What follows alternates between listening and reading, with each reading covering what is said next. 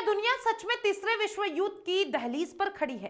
क्या 2026 वही साल है जिसकी चेतावनी दशकों पहले एक अंधी भविष्यवक्ता ने दी थी? और क्या आज जो कुछ दुनिया में हो रहा है वो सिर्फ इत्तेफाक है या फिर इतिहास खुद को दोहराने वाला है? ये सवाल आज सिर्फ सोशल मीडिया पर नहीं घूम रहा, बल्कि सरकारों, सेनाओं और आम लोगों के दिमाग में भी आ रहा है।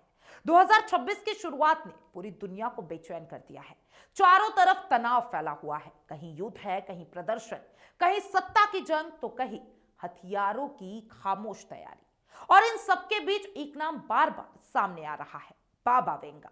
कौन थी बाबा वेंगा? देखिए, बाबा वेंगा बुल्गारिया की एक अंधी भविष्यवक्ता थी, जिन्होंने अपनी जिंदगी में कई ऐसी बातें कही जो बाद में सच साबित होती नजर आई। उन्होंने कहा था, एक रहस्यमयी बीमारी पूरी दुनिया में फैलेगी, लोग एक दूसरे से दूरी बनाएंगे, सीमाएं बंद होगी और दुनिया ठहर सी जाएगी। आज जब हम पीछे मुड़कर देखते हैं तो इन बातों को कोविड-19 महामारी से जोड़कर देखा जाता है। लॉकडाउन हो गया, सोशल मीडिया डेस्टिंग हो गया, सीमाओं का बंद होना, और सब कुछ वैसे ही हुआ जैसे उन्होंने कहा था। यही वजह है कि जब बाबा वेंगा ने 2026 को लेकर युद्ध और विनाश की बात कही तो दुनिया ने इसे नजरअंदाज नहीं किया। जी हां, 2026 को लेकर क्या कहा गया था बाबा वेंगा ने, ये भी आपको बताते हैं। बाबा वेंगा ने कहा था कि 2026 में देश आपस में टकराएंगे और ये टकराव धीरे धीरे एक विश्व युद्ध का रूप ले सकती है। आज 2026 की शुरुआत में दुनिया जिस हालात में खड़ी है वो डर को और गहरा कर रही है। ईरान से शुरुआत होता है ये पूरा तनाव। देखिए, सबसे पहले बात ईरान की करते हैं। ईरान के अंदर हालात पहले से खराब है। महंगाई, अमेरिकी प्रतिबंध और राजनीतिक असंतोष ने लोगों को सड़कों पर ला दिया है। हजारों लोग सरकार के खिलाफ प्रदर्शन कर रहे हैं। इसी बीच ईरान और अमेरिका के रिश्ते बेहद तनावपूर्ण हो गए हैं। ईरानी सांसद ने अमेरिका को खुली चेतावनी भी दे दी है। साफ कहा गया है कि अगर सैन्य टकराव हुआ तो उसका असर सिर्फ 2 देशों तक सीमित नहीं रहेगा, यानी ये आग पूरे क्षेत्र में फैल सकती है। मध्य पूर्व पहले से ही युद्ध की आग में झुलस रहा है, यानी कि इजराइल हमास युद्ध ने पूरे इलाके को अस्थिर कर दिया है। गाजा में तबाही और लेबनान सीमा पर तनाव और ईरान समर्थित गुटों की सक्रियता एक बड़े क्षेत्रीय युद्ध की ओर इशारा कर रही है। यही वो इलाका है जिसे बाबा वेंगा ने भविष्य में विश्व संघर्ष का केंद्र भी बताया था। यूरोप में रूस यूक्रेन युद्ध अब भी खत्म नहीं हुआ है और नाटो, अमेरिका और रूस तीनों आमने सामने खड़े हैं। यूक्रेन को मिल रहा है पश्चिमी सैन्य समर्थन और रूस की आक्रामक रणनीति शीत युद्ध जैसी स्थिति बना रही है। ये टकराव किसी भी वक्त और बड़े युद्ध में बदल सकता है। अमेरिका और वेनेजुएला का भी मामला सामने आ गया। अब नजर डालते हैं अमेरिका और वेनेजुएला पर। बीते दिनों अमेरिका ने वेनेजुएला को लेकर बेहद आक्रामक कदम उठाए। पहले चुने गए राष्ट्रपति मादुरो को पकड़ने की खबर आई, फिर अमेरिका ने खुद को ही वेनेजुएला का कार्यवाहक राष्ट्रपति घोषित कर दिया।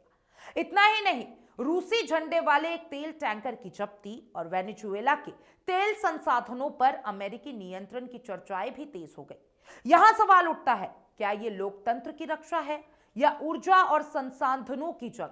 अब देखिए, ग्रीनलैंड का नाम सुनते ही ज्यादातर लोगों को बर्फ याद आती है, लेकिन असलियत यह है कि ग्रीनलैंड रणनीतिक और सैन्य दृष्टि से बेहद अहम है। अमेरिका ने ग्रीनलैंड को लेकर खुली दिलचस्पी दिखाई है। इसे सिर्फ जमीन खरीदने की बात नहीं मानी जा रही है, बल्कि आर्कटिक इलाकों में सैन्य और रणनीतिक बढ़त की कोशिश मानी जा रही है। रूस, चीन और अमेरिका तीनों की नजर इस इलाके पर है। डेनमार्क भी इस खींचातान में शामिल हो चुका है।